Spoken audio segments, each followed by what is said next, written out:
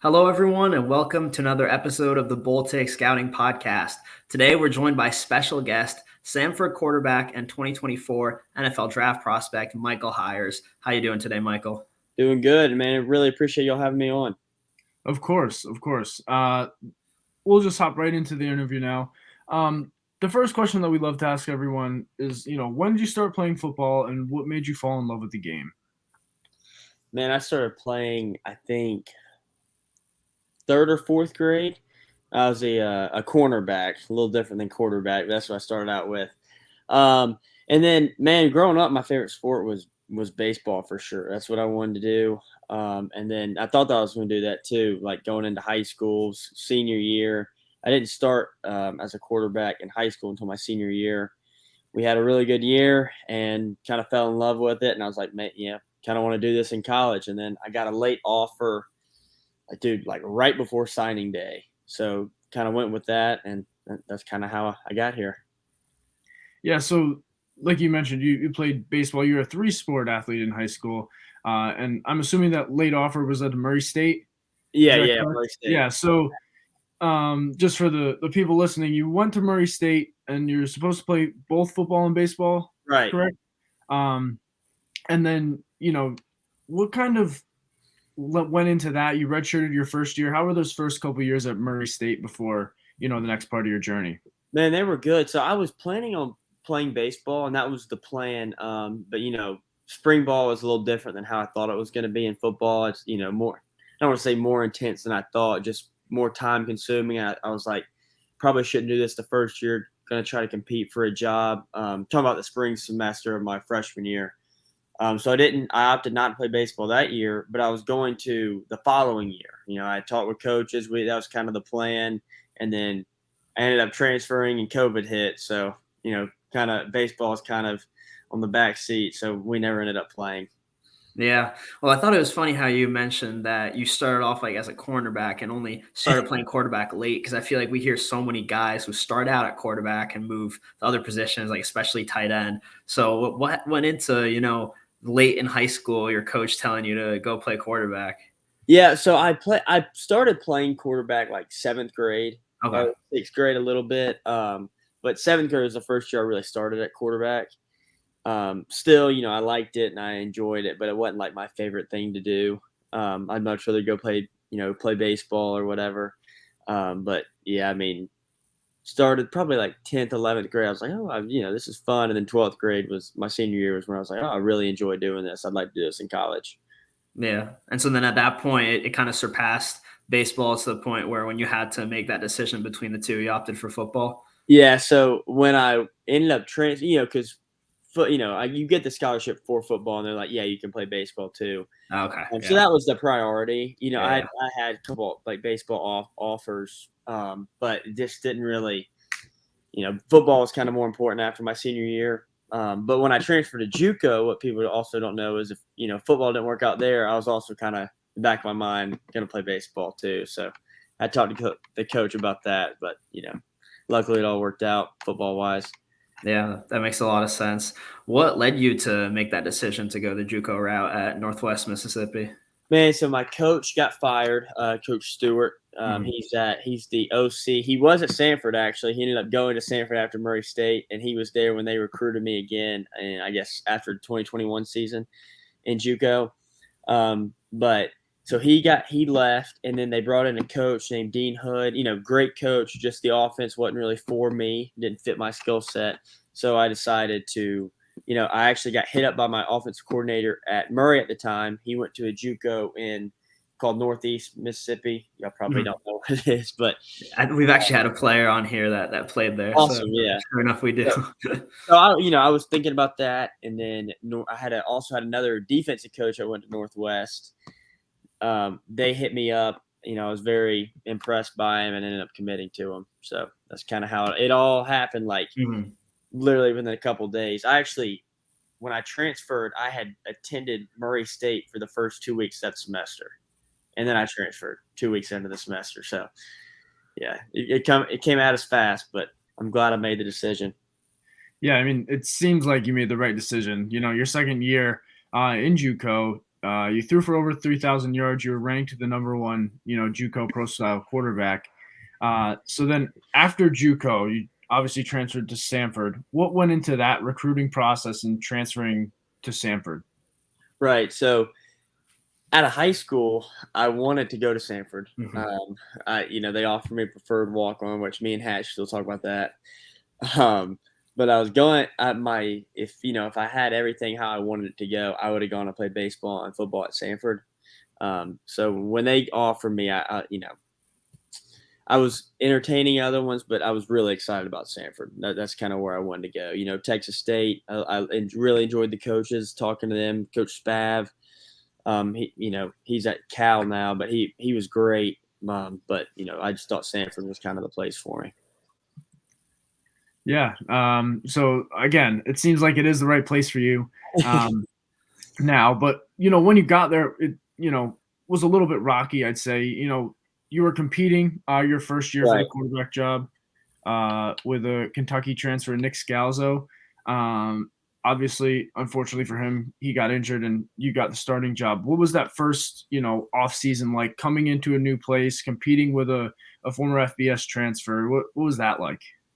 I mean, it was you're not really competing against him. You kind of compete with yourself too. Like your job is to do as good as you can, not just do better than him. Obviously, the best player is going to play, but you're not really. You're just trying to go out there and do your best. You can't really think of oh, I beat him today.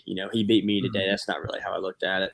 Just went in there, did my best, tried to connect with everyone in the locker room. Right when I get there, because that's a big part of playing quarterback is the leadership aspect Mhm. of it. And so, just kind of went from there. And it was very unfortunate what happened to him. Later in fall camp, I think it was like, I don't even know when it was, after a scrimmage or something. But yeah, I felt really bad for him. But me and Nick are good friends now. He's a great guy. Yeah. Well, you definitely took that job and ran with it because you had a great 2022 season throwing for 3,500 yards and, throwing 36 touchdowns to just 4 interceptions. So just compared to earlier in your career, how you didn't really get to see the field at Murray State, what went into getting to an FCS level school and just immediately being able to hit the ground running and play as well as you did this time around? Man, I think you're just comfortable. I mean, I had so much game experience. I had Yeah. 20 or something games at JUCO. We had a lot of success there. Just kind of get it. We had such a great team. Just really good players around. We won back-to-back state championships there, and I just think I was confident. I mean, I came in with a lot of confidence. You get to play a lot of football. That's what's going to happen. Had great coaches too that helped me. Coach Hatcher's awesome. My offense coordinator in Northwest, Coach Hill, was awesome, and I think this made me a better football player. Yeah. Understanding defenses, understanding what I got to do to help our team win. Yeah, and you didn't just have great success on the individual level. Your team had a fantastic Right. season. You guys It's the most tied the important thing. record for the best program record in a season, and ended up winning the conference, going to the playoffs. So, what was kind of the best moment for you along that journey in the 2022 season with the team? Man, just it sounds whatever, but just going like being with the guys every day, man. Yeah, We had such a close team, and we have a really close team this year, so I'm excited to do it all over again. But obviously winning the conference and that was so awesome, just getting to celebrate with the team. But just getting to go to work with those guys every day, man, it's a blessing. Getting to work with Coach Hatcher, I couldn't enjoy it anymore. So you make memories, obviously, when you win and do the big things, but you also make them in the small things. So Yeah, so kind of moving on now from your past and talking about, a little bit of your future and your current situation now. We both see you as an NFL talent. Senior Bowl director Jim Nagy also sees you as a potential, Senior Bowl invite and possibly an FCS player that could get drafted. How does it kind of feel entering the season knowing that your name's around NFL draft circles, scouts might be talking about you? How's all that feel going into this season? I mean, man, it's cool, but all that is out of my control. It's so out of Mhm. my control. I'm so worried about and focused on this season and how I can help my team win the best. And all those personal accolades and numbers they're cool, but honestly, it's not the most important thing. Like no one cares about you winning this or winning that. Like, you go to work every day, you end up winning, and the more success your team has, that's when the personal accolades come, and that's when you get noticed by scouts and all that. But that's in a year from now, so it's cool. To answer your question, like, it's cool to kind of know that I've been working for this for a long time, and people are starting to recognize, but it doesn't mean anything. I mean, Yeah. I'm worried about this season and winning a conference and winning a national championship. So. Did you think at all about making that jump to the NFL this offseason, or was it pretty No. clear in your mind you wanted to come back? Oh, I was definitely coming back Yeah, for sure. that makes sense. You got some unfinished business to do. So. Oh yeah, absolutely. Well, let's dive into your tape and to discuss, what makes you potentially an NFL draft prospect and just such a valuable asset to Samford right now. And Right. when I watch your game, I mean, I'm really impressed by your feel in the pocket, your ability to go through progressions, and your accuracy to all levels of the field. So, in your opinion, even beyond those traits that pop up at first, like what really for you are the biggest things that you bring to an offense? I think from a football, straight football perspective, not just like locker room and leadership, I think it's definitely my accuracy. Yeah. It's something I've always just God given, but I obviously work at it. But that's always been my best attributes, my accuracy for sure. What about what you do as a leader and in the locker room? Because we can see your tape, but we don't see that part of you on film. So tell us what you kind of do as a leader and what you'd bring to a team there. Man, I just think you got to find a way to connect with everyone. Everyone's different. Everyone's got different backgrounds, and it's so important to have a personal relationship and connect with everyone else in the locker room. Because when you got guys who are really close, like every team I've ever been on, the most successful ones are super close in the locker room. They know that you'll do anything for them. They know you got their back, and when you got that, then they're going to give you everything they got. But yeah, from a leadership perspective, yeah. And then, you got to find ways to, what motivates this person, what gets this person going. Everyone's different. Everyone's built different. So, you got to find what gets the team going during the game too, what motivates them. So everyone's different, but. Yeah, it's great to hear that, because we don't see that side of you really. Right. So obviously all really good players know that there's some things to work on in the off season going into the next season. What are the things that you're specifically working on going into 2023? Man, I mean, my overall game for sure, just trying to get better in every aspect. There's always room to get better. Working on feet, just being, sometimes I get a little lazy with my drop the faster we go, and I, kind of not shut my drop down, but I get a little lazy and just try to get the ball out quick, working on my feet. Pocket awareness, accuracy, just good ball control overall. But, and strengthening my arm and working on my body and trying to get stronger and faster. Yeah. From a How does that really work? Because, the fans don't really understand that arm strength is not something that's just set in stone, and there are ways to work your body and improve that. So what's like a couple things that you do to, help your body become more flexible, stronger, and all that? Right. Yeah. So I do so from a flexible from a flexible standpoint, like I go to this stretch zone place and they stretch out, trying to get loosen your hips a little bit. Our trainers are great, like with these certain stretches we do before and after practice, and core strength is big for a quarterback too. So they're really working on that. And then Coach Hacker's got so many drills that we do just to strengthen your arm, strengthen not only the deep ball where, most arm strength is intermediate passes and how much you can put on it. Yep.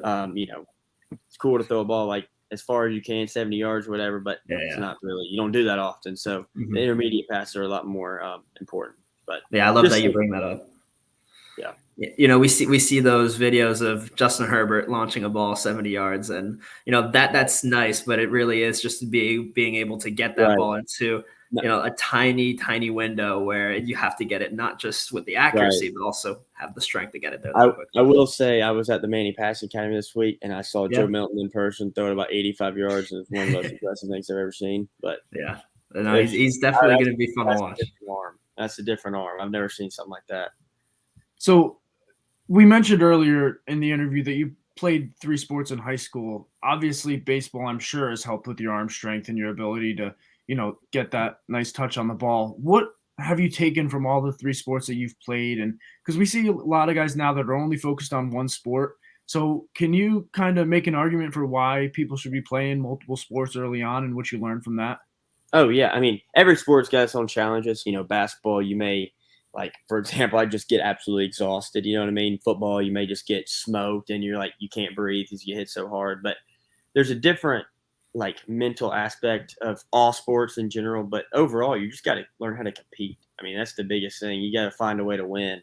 And each sport teaches you that with different challenges. But man, I would absolutely say to play as many sports as you can. I think, you know, I never got burned out of any sport because I was playing a different one all the time, still working on your other sport in the off season. But, kids who are 12 years old going all over the place playing baseball or, just playing 7-on-7 tournaments and all you're working at is football, like, teach their own. But that's just, I personally think the best way to stay like enjoying the sport and try to get better at it every day is just doing different things because you're going to get more athletic and just kind of learn how to compete. Yeah, I totally agree with you because that's something that we don't talk about enough is the mental side of playing a sport. And especially when you put pressure on yourself, when other people put pressure on you, you got to be able to not get mentally burnt out. And I think that's a great way to, maintain the love for the sport and not reach that point where it's become too much is by staying engaged in other sports. So that's Right. definitely a good point. And now as you look towards improving your game in any way you can, is there a couple NFL players that you kind of emulate your game after, or you watch their stuff and you think that that's something you could incorporate? Yeah, I mean, you love watching Mahomes. He's just so unrealistic because all the stuff he can do. I love watching him just try to pick up little things. But I'd say the biggest guy is Joe Burrow. I love Burrow. I love his mindset. I love how he carries himself. Just like we said, compete. I mean, at the end of the day, you got to compete and find a way to win, and you're the leader of your team. So, if you're not going to compete, then no one else really is. You know what I mean? Because they're looking at you. So, I definitely say I love Burrow. I love everything about him. Yeah, that's definitely two great answers. This is a question that we like to ask, and sometimes it can be a little tough. But so your average college football fan isn't quite familiar with FCS football, even though it has been proven to be a viable path to the NFL. Like we interviewed, former Samford wide receiver Montreal Washington, who was a draft pick, and it was the Broncos' primary returner on special teams last year as a rookie. So if you had to give us both one player who currently is your teammate and one player who you've played against from these lower levels, sub FBS, that you're confident are going to make it to the NFL, who would those two guys be? Man, that's so tough. Golly. Yeah, kind of put you on the spot there.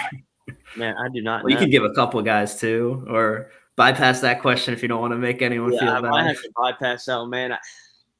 I understand you don't want to leave anyone about that one. There's so many good players, but that's such a tough question because you never know what's going to happen. You know what I mean? Yeah. It's a lot easier if you're at FBS level and this dude's just been a baller for like 2 years, like Caleb Williams or something like that. But well, man, not even like someone you've played against. Jalen Carter last year. Does that count? Yeah, I mean that counts. He's in the NFL. Yes, he's a top 10 pick. Yeah. So now for our last question, this is just an inspirational note that we like to leave off on. What do you think is the best piece of advice that you've ever received from a coach or a teammate throughout your football journey? That's another good one. Man, I think the most important thing when you start, it's so important to have like great confidence in yourself, because if you don't have great confidence in yourself, then no one else is going to believe in you. So I just say it's kind of like that. Like you got to believe in yourself. Yeah.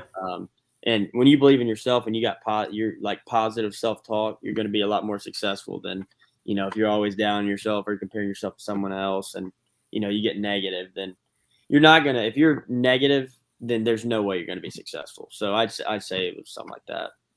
Yeah. I'm going to be honest. That's something that I remind myself all the time, that, why you have to be confident in yourself before anyone else can be confident in you. I was really excited to hear that because I've never really heard anyone else bring that up as really good advice, but I think that's great advice. And yeah, why would anyone else believe in you if you don't believe in yourself? Right. So, and a lot of that is you get taken away when you start comparing yourself, and comparisons a thief of all joy. Everyone's got their own journey. So do the best at yours, and just try to be the best. So Yeah. So that wraps up our interview. We appreciate you you coming on to do this. Good luck in the 2023 season and beyond. Yeah, for sure. Is there anything else you want to let us know or let anyone else listen know? no, man, I really appreciate y'all having me on. It was a blast meeting y'all. So All right. Yeah, thank you so much, dude. Good Yes. luck. Y'all have a good one. You too.